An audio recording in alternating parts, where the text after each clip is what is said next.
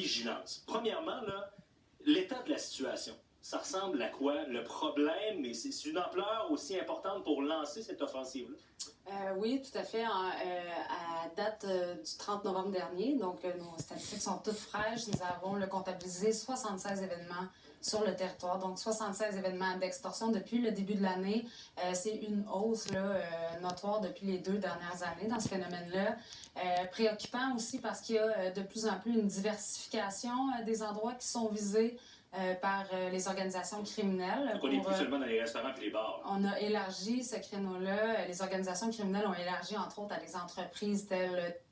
Aider les commerçants, OK, victimes d'extorsion. Hein, on le sait, la mafia, ils demandent des taxes. En plus de payer les taxes municipales, tu payes les taxes aux bandits. Concessionnaires automobiles, des entreprises dans le domaine de la construction. Donc, c'est assez préoccupant. Et les actions criminelles ont élargi, entre autres, à des entreprises telles des concessionnaires automobiles, des entreprises dans le domaine de la construction. Donc, c'est assez préoccupant. Et ce qu'on souhaite, en fait, à l'heure actuelle, c'est de mettre de l'énergie sur un groupe en particulier. On s'est, en fait, mouillé à nommer ce groupe-là sur le territoire. Et on nomme le groupe Les Grecs de Chemédé qui sont présents. Vous avez vu également le décès de la tête dirigeante de ce groupe-là le 1er octobre dernier dans un de nos commerces sur le territoire. Donc, c'est préoccupant et aujourd'hui, on s'attaque à ce groupe-là qu'on sait être œuvré, en fait, en matière d'extorsion. Et ce que nous ferons, c'est la visite de plus de 180 établissements sur le territoire, toutes sphères d'activité confondues, pour aller donner les conseils, justement, aux commerçants et pour dénoncer. Ce qu'on doit dire aujourd'hui, c'est qu'il faut parler à la police, il faut savoir comment ça fonctionne. C'est quoi le modus operandi? Ils demandent de l'argent en échange de protection? Comment ça fonctionne? Oui, bien, l'extorsion a plusieurs formes, là, mais dans ce qui nous préoccupe aujourd'hui, en fait, c'est les cotes comme ça qui vont être payées par les commerçants au profit des organisations criminelles. Donc, plusieurs centaines, des fois, voire plusieurs milliers de dollars sur une période donnée pour une protection, en fait, qui n'existe pas. Et là, on peut apporter ce besoin-là sur des menaces. On apporte ça des fois même dans les commerces avec des enveloppes qui contiennent des douilles à titre de menace. Donc, ça va jusque-là. On a connu beaucoup d'événements en matière d'incendie criminel, donc des fameux cocktails Molotov, qui malheureusement, ces infractions-là sont... Il y en a eu dans mon coin des restaurants qui ont sauté, qui ont brûlé.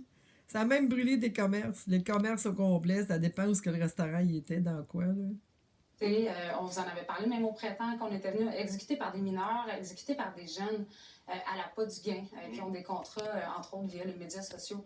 Donc, ce qu'on veut dire aux commerçants par nos visites, c'est oui, des conseils de sécurité sur comment protéger leurs établissements, comment collaborer avec nous en toute confiance et de cesser, en fait, cette hémorragie-là et cesser le recrutement des mineurs par le groupe, les différents groupes de crimes organisés. Ouais. Donc, vous avez dit, on a pris la décision de nommer ce groupe-là. C'est rare que vous faites ça, les Grecs de Chemédé. Pourquoi mettre de la chaleur publiquement comme ça sur ces criminels? En fait, vous savez, en matière d'enquête, on a plusieurs dossiers d'enquête ouverts. En matière d'enquête... Dites-vous, si elle dit ça, là, c'est parce que c'est déjà fait, OK? Parce qu'elle aurait... Elle sortirait dehors et elle aurait déjà une balle dans la tête, là. C'est déjà fait. C'est déjà réglé. L'accusation nécessite aussi plusieurs éléments. L'extorsion, c'est sournois. L'extorsion, ça fonctionne avec la peur, entre autres, des commerçants. On le nomme pourquoi? Parce que, justement, on veut que les commerçants puissent discuter avec nous, puissent identifier aussi les gens qui peuvent commettre ces infractions-là. Donc, oui, on prend ce risque-là de nommer le groupe. Les accusations ne sont pas portées, mais sachez qu'on a quand même fait des perquisitions la semaine dernière avec des joueurs de cette organisation-là. Donc, le fruit des enquêtes vont possiblement nous amener à des accusations à la cour, mais il faut, là, c'est ça. Donc, on se mouille, effectivement.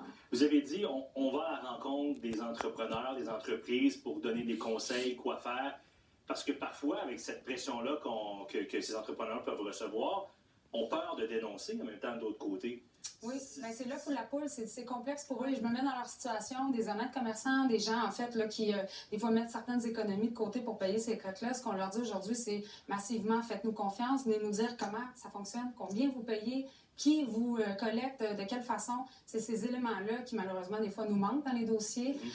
Donc, il faut faire pleinement confiance aux équipes hyper spécialisées qu'on a sur le territoire. Et il faut comprendre aussi qu'à l'année longue, on a notre escouade Equinox qui fait la tournée des établissements licenciés. On a 1700 717 visites effectuées déjà depuis le début de l'année. Donc, c'est constant. C'est pas nouveau qu'on est dans nos commerces, mais là, on le fait de façon concertée et visible. Les tribunes, en fait, nous permettent de faire cet appel-là aux commerçants. Mais clairement, le message est lancé que s'il y a un entrepreneur qui nous écoute, et c'est le cas dans cette situation, d'appeler le service de police. Oui, bon, 450-662-INFO, qui est notre ligne principale. Dans tous nos postes, effectivement, de police est priorisé dans l'organisation dans son ensemble. Et on va les accueillir à bras ouverts, offrir les moyens de protection nécessaires lorsque nécessaire. En plus des visites qui sont prévues, vous montrer accessible, vous montrer bien. Tout à fait. Ouais. Maintenant, merci beaucoup. Merci à vous.